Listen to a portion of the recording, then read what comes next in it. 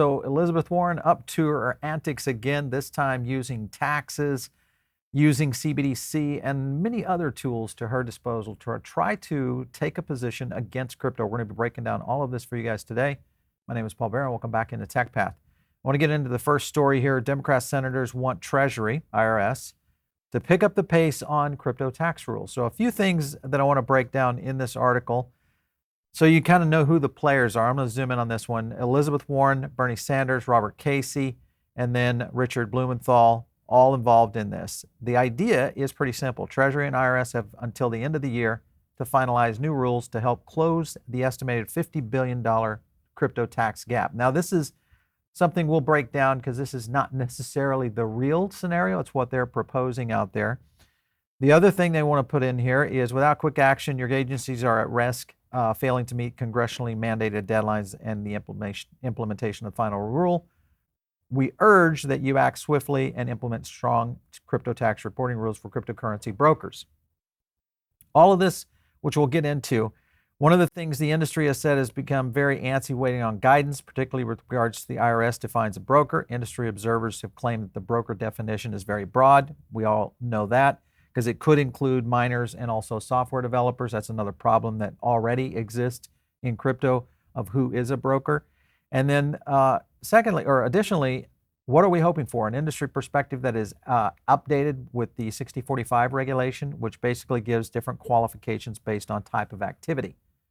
The other thing they break down is it'll hopefully make it clear that not everyone effectuating a transfer of a digital asset would be subjected to a broker reporting. So this gets into some of the details of when taxes do apply, and we'll show a little bit more about this. The senatorial letter comes days after the IRS issued new guidance updated 6045 regarding crypto staking, which is the other part of this that's pretty big, in which the agency ruled that staking income, regardless of the gains are realized, will be taxed as income. So you have to think about that for a second. You're staking ETH, you get ETH in return. You haven't sold ETH, but you're taking that as an income. That is the argument I think that everybody, of course, is up in arms about. If a cash method taxpayer stakes cryptocurrency native to a proof of stake blockchain and receives additional units of cryptocurrency as rewards, which is what happens here when the validation occurs, the fair market value of the validation rewards received is included in the taxpayer's gross income. So if you are staking, that's a problem. The interesting thing is that you do not take crypto or tax gains if you're putting that in a money market and you're getting paid interest. That's not gains until you exit those kind of scenarios. So this is an interesting aspect of how the IRS and how Elizabeth Warren is really putting pressure on it. Another point I want to get to here on this was coming from the 2021 Infrastructure Investment and Employment Act, which is where all this came from. But basically, it said if we do not act quickly, that is, if the Treasury and the IRS do not implement these new rules in a timely manner, we risk missing out on roughly $1.5 billion in tax revenue for fiscal 2024. At this point, you should not give this chance to tax evaders, which is what they're calling crypto people.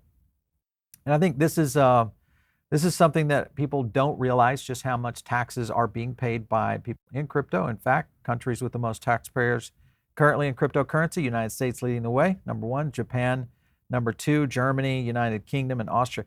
So you can kind of see we're already handling this because crypto is like any other really asset out there. If you think about it, if you take a gain, if you sell an asset and you take a gain, that's a capital gains tax and it applies to capital gains rules. Those are the same kind of scenarios that play into it. What I don't necessarily think is going to be popular is for them to continue to reach in to these unrealized gains. It's like taking unrealized gains and taxing them in any other corporate infrastructure, just not necessarily the model in which this plays out.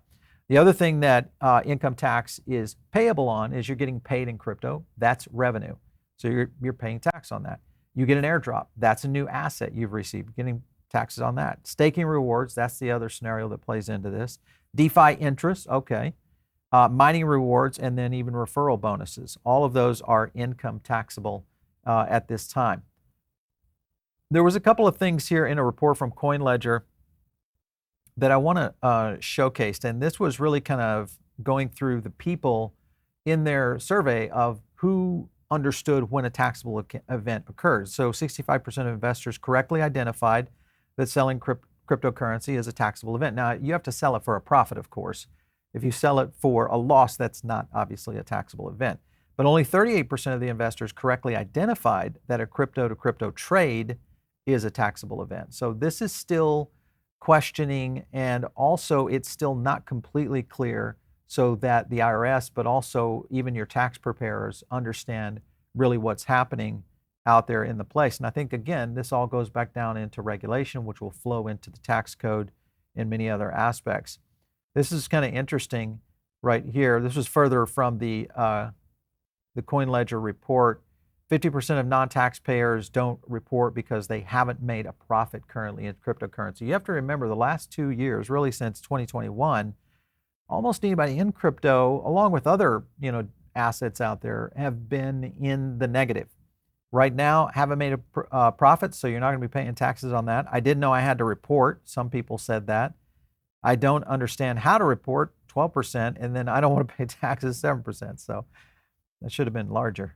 Government doesn't know about my cryptocurrency. Okay, those are the bad guys right there. So the likelihood is, if you guys are watching our show and maybe you're brand new to crypto, it's treated like any other asset class. It doesn't have any really differentiation. It is money. If you're taking it as revenue, if you're taking it as income, if you're taking a sale and getting profit from it, you're going to take, you're going to be able to take taxes at that time. Those are taxable events. The other problem is that it's not like an investment if you do lose money where you get to use that as a tax loss. So that's another problem of how this could. Now, you can do some tax loss harvesting. Of course, obviously, you should get with your own CPA to understand how that works. I want to go to a clip here because the clip will go into a little bit about where, and we're kind of transitioning out of taxes into CBDC, but where Warren stands on CBDCs. Listen to what she said.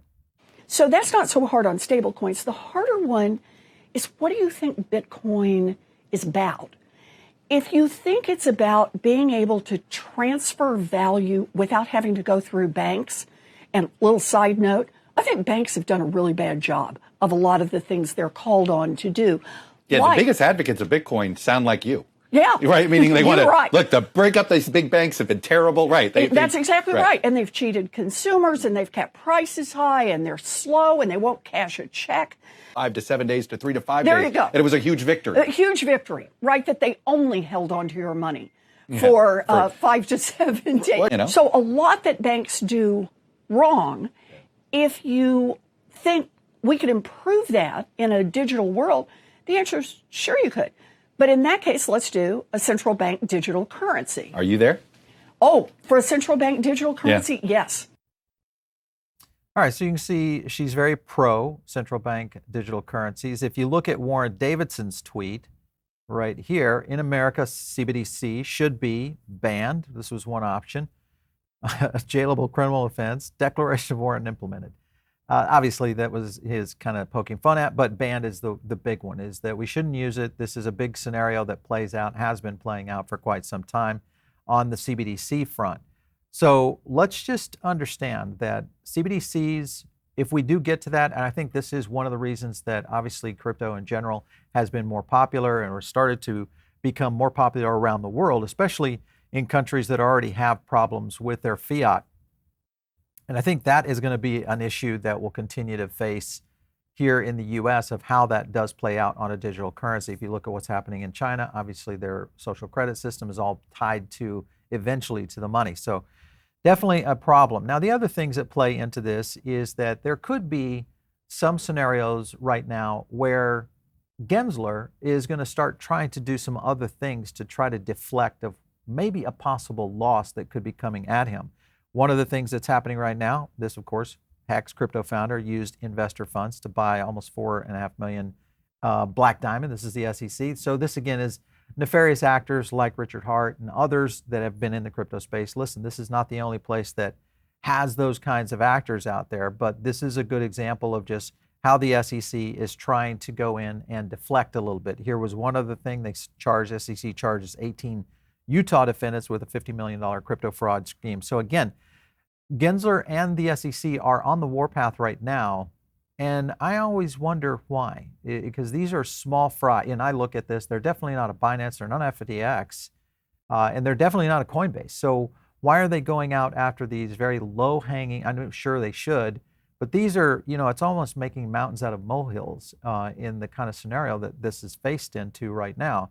Are they maybe setting up for deflecting off of a potential big loss, such as possibly an approval through the House on these crypto bills? Just to give you an idea of just how close Gensler is to the regulatory and the political landscape, look at the timing here. January 12th, this was 2023, he sued Genesis. During that time, we had the House Financial Services Committee announcing their subcommittee on digital assets, so nice timing there. Feb 12th through the 14th, Wall Street comes in and says they've issued a Wells notice for Paxos. At the same time, you had a committee hearing on crypto crash, why financial system safeguards are needed. Then you had this one, March 19th, he goes in and he publishes the op-ed in the Hill, and then you had the Senate Ag Committee saying we're going to do these crypto hearings. Then he does April 27th, and you can kind of see it just all ties in to activity that's happening in the political forefront. He is coming in, or the SEC coming in, and timing is everything. So the reality is that all of this is going to play into the hands, I think, of the industry and also to the lawmakers understanding what the SEC's overreach has been. So it's going to be one that will probably play out in a very short period of time. I want to go to this next clip of Ron Hammond from the Blockchain Association. Listen in.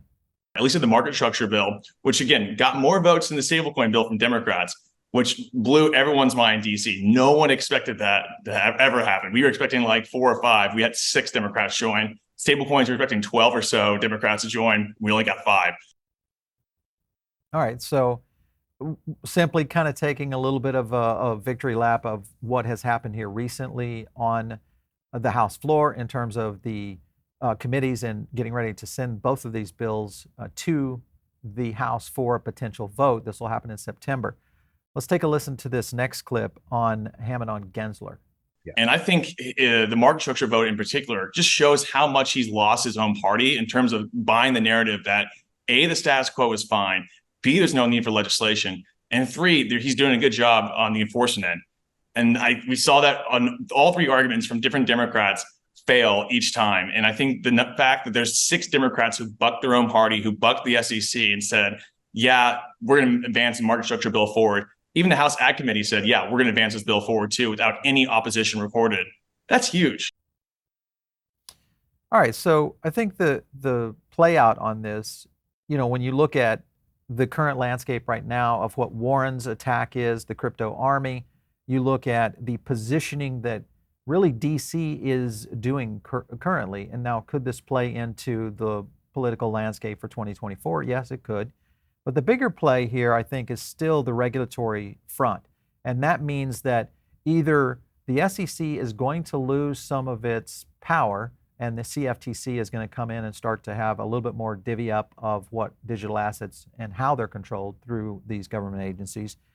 But really, how does this play out maybe into the future? This note right here from the block, they were talking about the commission, being the SEC, has so far received 52 letters about these proposed funds. This is in reference to ETFs, with most of them expressing support. So it's very possible that we could see an ETF actually get passed here. So, and you've seen some of the things we've talked about here on the channel before in the last couple of weeks, everything from the Bloomberg team and so on around the potential of the ETF getting passed, a Bitcoin ETF.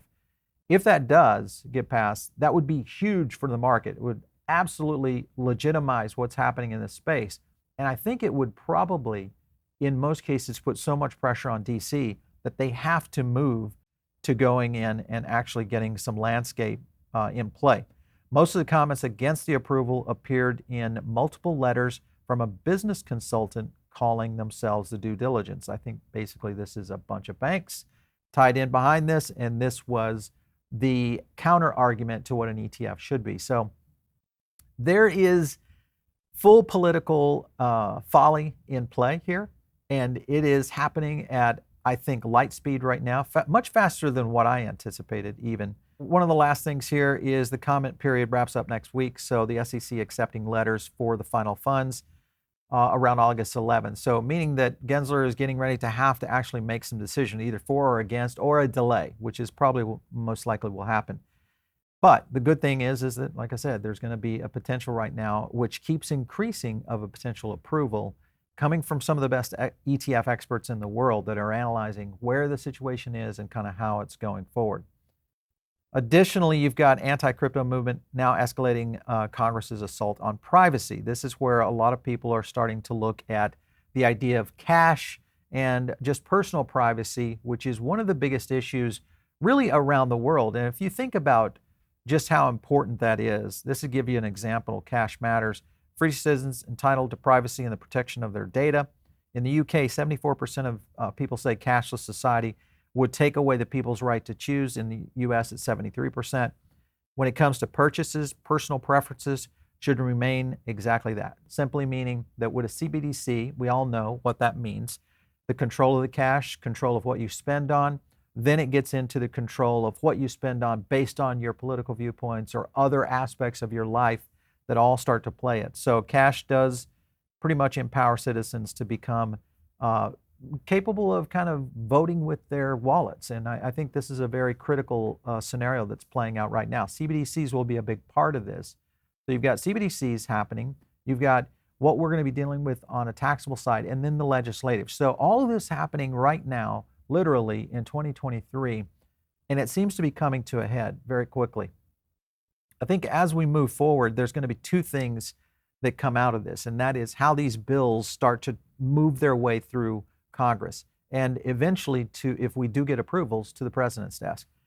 Here's, of course, the Senator Lummis and Gillibrand bill. Just another piece of legislation that is making its way through. Most likely this is one that will not happen, mainly because of the association and the collaboration, I think, with the SEC. The bill involves a broader swath of agencies, so this is kind of interesting because it gets into the Office for Foreign Asset Control, the FTC, OFAC, FinCEN, etc. The SEC is provided also with something that a section-by-section overview claims resolves a long-standing issue with the SEC custody requirements, probably the bill that will not make its way through, which gives us back to the scenario of the two bills that are currently on the floor that most likely will make it. So good news, I think, in general. Bad news for, the crypto army and CBDCs still coming to a head. But I think the good thing here is that in many cases, it's like bad PR is even good PR. But the point is that the industry, lawmakers, finance community, they're all talking about crypto. And in the end, that is good for the asset class. One other thing that did happen, which is kind of interesting, this was a letter to Tim Cook. And this was in reference to how, and we did a full video on this, so I won't go into the detail of this, but mainly it was trying to get Apple to get less and less constrictive on asset classes that are making their way through apps or innovation that are involved with blockchain. One of the things that they got into was purposely limiting choice and stifling innovation at the expense of user experience. This is a problem that Apple kind of faces for quite some time. And we broke down a lot of this, but the big deal is this right here, responding to the following questions no later than 5 p.m. on August 14th. So this is another issue that is coming to a head here in August of Apple having to actually address what's happening in Capitol Hill around the blockchain and the blockchain and the crypto industry as a whole.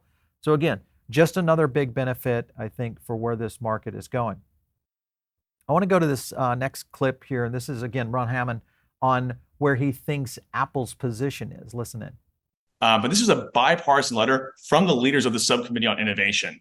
That sends a message that says, look, Apple's getting hit on a number of fronts, but this definitely sends a message saying, hey, look, you're on the clock right now. We're looking at you. That committee is going to be taking more of a role over time. We've seen this narrative of crypto really shift more and more in DC, at least, talking about the tech itself, which is perfect. It's exactly what I want to talk about, the innovation in the technology itself. And that's an Energy and Commerce Committee. And that's a bipartisan letter that sends a pretty good warning shot to others in the industry saying, look, crypto's here to stay. We have concerns that you guys are probably blocking them out. And that's not good on our watch. All right. So I think this is one of those things, again, that the thwarting of innovation is a concern here in the United States because it's one of the things that pretty much push the U.S. ahead of the entire planet when it comes to really capital growth, entrepreneurship, how we grow our own economies, but more importantly, our position in the hierarchy of the global structure in terms of just being the global power. And I think if you consider that, you have to look at what's happening in Europe. And with the EU markets and crypto assets regulation, this is MiCA, this is a regulation that's pretty much been in place, and it's now starting to take form. And one of the things that you have to kind of look at here is their consultation package 3. These are all actually happening now. Qualification of crypto assets and financial instruments, monitoring detection, notification of market abuse, investor protection is happening. You can kind of see the things there on reverse solicitation, policies, procedures, all that. System resilience and security access, all that is building. Mainly what is going on right now in MiCA is they're prepping to get all of this regulation in place so that they can roll out this program. And when they do, it is going to put the EU at the front and center of one of the biggest asset classes that has ever been created. This is the power of what crypto and blockchain is bringing to the planet. And that's why I think we are seeing all of this scrambling going on here in 2023 in the US. Look at the timeline here of MiCA. June hits, publication goes out. July, the consultation package 1 already rolls out. October of this year, we're going to see package 2. And then by Q1, that's when that consultation package 3 goes into play. And then we have early entry into the application and then the rollout by end of next year. So this is pretty significant. Further into their rollout, let me kind of zoom out on this a little bit. This shows more background on all the transitional measurements that are going to take place. And this looks complicated, but really what it simply means is these are the deadlines that they're trying to meet to get all of the organizations that are applying for regulatory position in the EU into play so that they can go into the markets with all of these things in a legal way. And I think that is what is interesting. I think they're going to stay very sharp on these timelines because they don't want to look stupid. And right now the world is watching. Everybody's looking at this. Asia's watching this. Now the US is pretty much on a big race with it. I want to go to a next clip here. And this next clip is a little bit more about the BRICS. Now, why the BRICS matter. And listen into this one. This is an important one. Yeah, so BRICS is a collection of countries that are trying to find an alternative to what they see as the hegemonic dollar-based US-run global economy. So BRICS stands for Brazil, Russia, India, China, South Africa. But what happened in the wake of the Ukraine invasion is that the US seized Russia's sovereign dollars, and it was seized presumably to try to set off a banking crisis. Now, ironically enough, for separate reasons, our banks crashed. But anyway, that didn't work. But the problem is that every country on earth saw that happen. All right, you've got now all these countries that they were never really hostile to the US, but they're starting to wonder now, could they come after me? Could they try to crash my banks? But at this point now it's accelerating. And so they've got a meeting coming up in August. And one of the items that may or may not be on the agenda is the prospect of a gold-backed BRICS currency. What I think is interesting is that if any country did gold back a widely used currency, that would, it would be catastrophic for the US dollar, right? That would give the world an alternative sort of payment rail that is even stronger than the dollar is today. All right, so hopefully you guys are seeing how all of this is connected. You go from everything that Elizabeth Warren is doing on the legislative front to basically tax Americans, kind of setting up the scale of what, and how this asset class is going to be dealt with, to how we're going to control the digital dollar, which is the CBDC, and whether or not FedNow will play into that in the future. Then you tie into all this regulatory framework. And then lastly, but not least, is BRICS and their importance on the global front. If you look at this tweet right here on World Statistics, GDP at purchasing power parity of the world, okay? Here's the G7. You can kind of see US, Japan, etc., all the way in there, 45% 1993, all the way down to 2028, around 27%. The BRICS nations, all the way down to 2028, they will actually accelerate over the GDP of the G7. This is pretty significant because all this was, again, projected by the IMF, the International Monetary Fund. One of the things around this is whether or not, and St. Ange talked about that, Peter, the guy that we just did a clip on, he talked about that, the importance of this gold-backed dollar or BRICS currency. If that were to occur, that would be, as he said, catastrophic for not only the US dollar, but I think catastrophic for the globe, because we would see a shift in power pretty quickly. So here's the alliance right here. This is a scary picture. BRICS Alliance will discuss the usage of local currencies for cross-border transactions in the upcoming summit in August. Now, the good news, if there is some, is there's talking about using local currency as opposed to gold. Had they used gold, that would have been a huge blow into really the future of the US dollar, and they still may go that direction. So you have to be considering that. Again, why is it important to be investing in cryptocurrencies or digital assets? We've just painted out a picture for you and the reasons why all of this flows up in a very interesting domino effect toward how, just monetary systems are going to be run in the next 100 years. Stablecoins potential counter to de-dollarization, that's a big part of this. So in this particular scenario of this article, people familiar with the talk said that the last month, the White House National Economic Council, this was Lael Brainard, dumped cold water on this stablecoin bill, saying it didn't put federal regulators in a strong enough role. And remember, if you'll recall, we did a video on this where, of course, Patrick McHenry and Maxine Waters were negotiating that, and there seemed to be an agreement prior to going to the vote. And then at the last minute, Maxine Waters pretty much got the phone call from the red phone, and that was dislodged. And then, of course, McHenry went to the floor with what was the old bill that did not have all the changes in it. So again, a lot of politics being played out right here in DC. And again, this is very important because of the global position and what we are trying to do to essentially compete at a very high level. I want to close this out quickly with our last clip here. This is just the stablecoin timeline from the Blockchain Association. Listen in. It does unfortunately hinder it a little bit, but I've had conversations with staff and members of Congress after the fact, and they seem very gung-ho in trying to resolve this issue before the whole entire House votes on that bill. But likely what's going to happen is that in the fall, there's going to be a general House floor vote. Every member of the House gets a vote on this, which, again, it's a lot of education. So I've already had some Republicans reach out to me from more the right wing of the caucus saying, the stablecoin bill is just a CBDC bill. And it's like, no, it's not. It's nothing related to that. On the left, we'll see, a little more consumer protection concerns and also just the general crypto skeptic concern as well. So August, we're going to have a break. And in the fall, we're going to have a vote, right? Exactly. But I think for sure in 2023, we'll have a general vote on the House floor. And then you can see for yourself which members of Congress are supporting crypto, or at least, guardrails for crypto, and which ones say, I think the status quo is fine. All right, so big actions happening this fall, and part of this will, of course, be the stablecoin bill, but also crypto and digital assets in general hitting the House floor.